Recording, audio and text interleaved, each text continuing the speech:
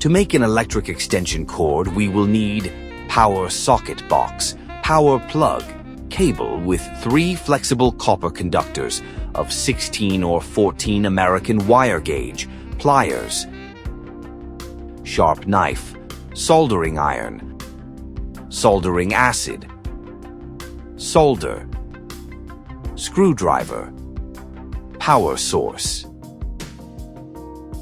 First, you need to remove the outer insulation from each end of the wire. It is easier to do this with a special tool, but I will show you how to do it with a knife. Step back 4 centimeters from the end of the wire and make a mark. Make 2 lateral cuts on the outer insulation. The cuts must be made carefully so as not to damage the internal insulation of the conductors. Insert the tip of a screwdriver between the conductors to expand them apart like flower petals. Grab the 2 conductors with your hands and move them apart.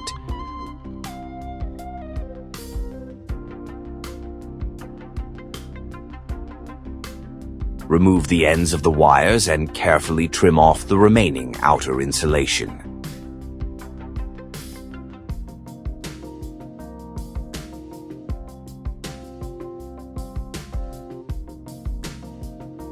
Repeat this operation for the other end of the cable. Unscrew and inspect your electrical plug. Note how the conductor terminals look. Terminal for connecting the first pole. Simply a screw for earth wire. Terminal for the second pole. If the plug has clamping terminals, as in this video, 1 centimeter of insulation must be removed from the connected conductors.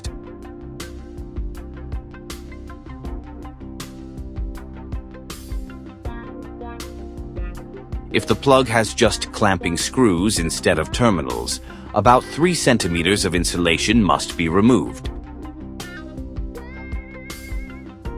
In the second case, the conductor is wrapped like as a hook around the clamping screw. Or put a special O-type terminal on the end of the conductor.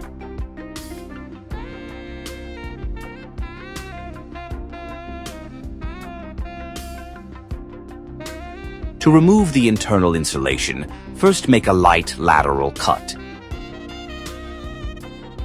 Then make a light diametrical cut by twisting the conductor.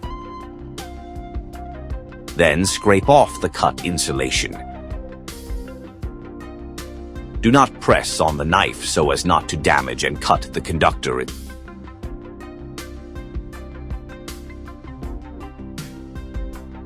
For quick stripping of conductors, it is easier to use a special insulation stripper. But if you already have such a stripper, then you most likely know how to assemble a new extension cord. After removing the insulation, twist all the threads of each conductor into a spiral.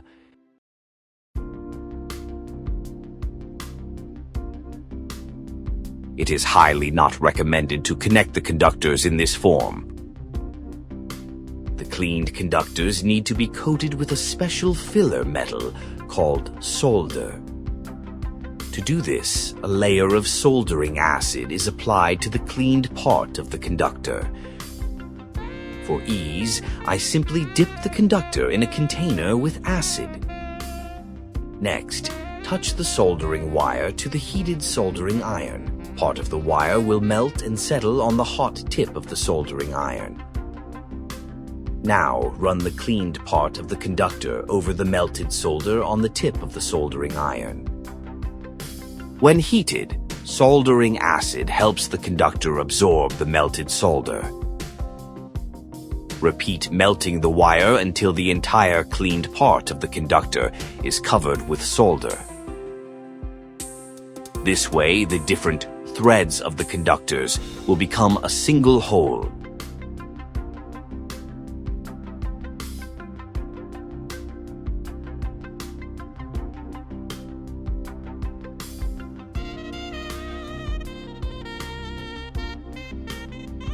Now unscrew and inspect your power socket box.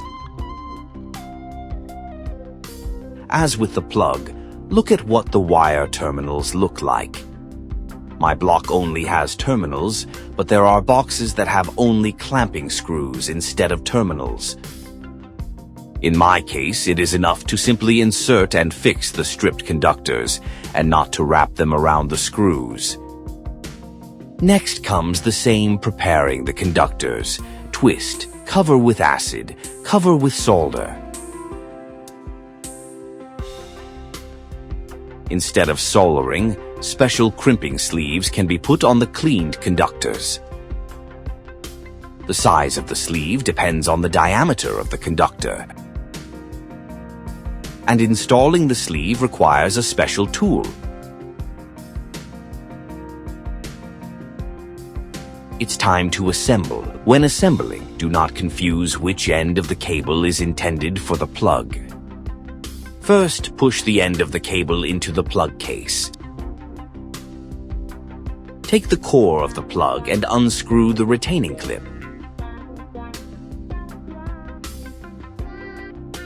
Pull out the center contact to connect the earth wire. Bend the earth wire with pliers.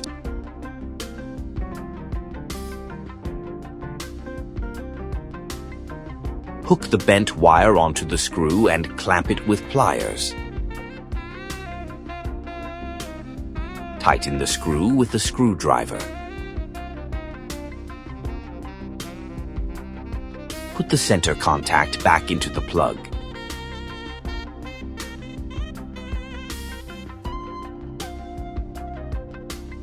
Connect the other two wires. If the plug has a terminal with a fuse, connect the brown wire of live to it. If there is no fuse, connect the brown wire to the right terminal. Insert the wire into its socket and tighten the screw with a screwdriver.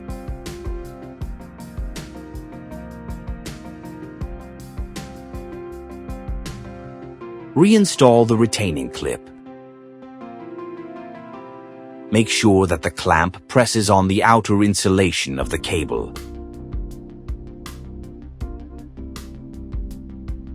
First, tighten the first clamp screw about 1/3. Then tighten the second screw until it stops. Then tighten the first screw until it stops.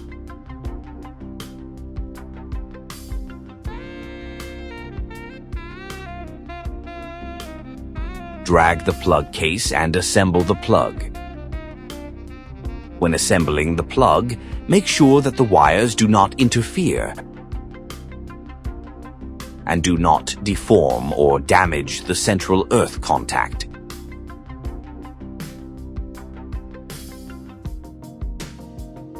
Let's back to the socket box.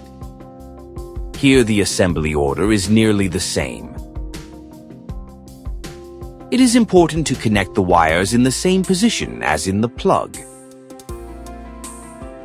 The yellow-green conductor is connected to the central terminal.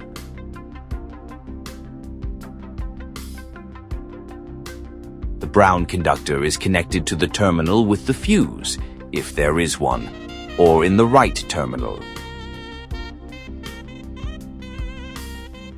The blue conductor is connected to the last terminal.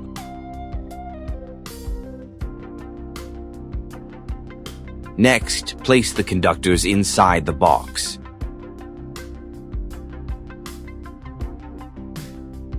Reinstall the retaining clip. Make sure that the clip presses on the outer insulation of the cable. Tighten the screws of the retaining clip.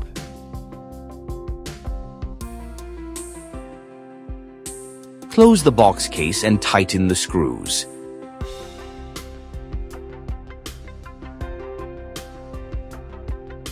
That's it! Your extension cord is ready. Now let's check its functionality.